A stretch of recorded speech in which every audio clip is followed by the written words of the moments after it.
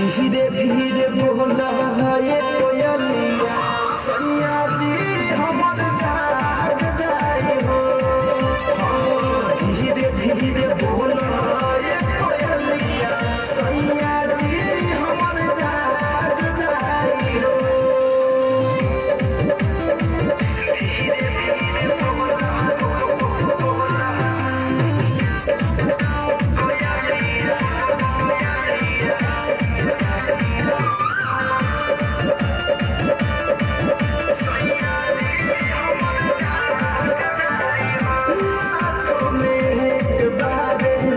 सैया के दिल हो जानी तंग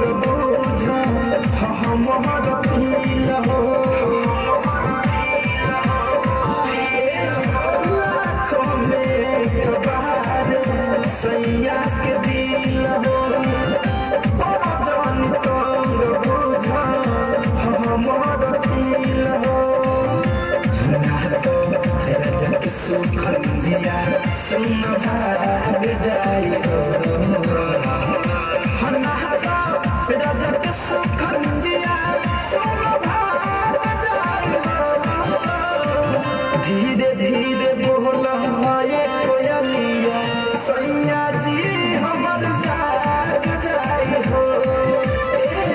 धीरे धीरे बोला ये कोयलिया सैया जी हमर जाग जाए हो।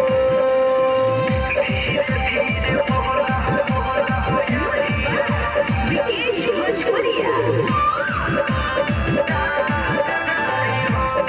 दिन के बाद सैया घरे बयाई प्यार से प्यारी बुलाए मीठो मिसाई।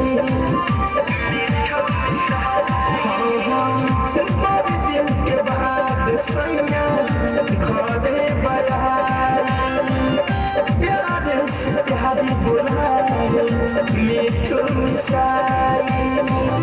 घरे कौन धन जाए जाई हो।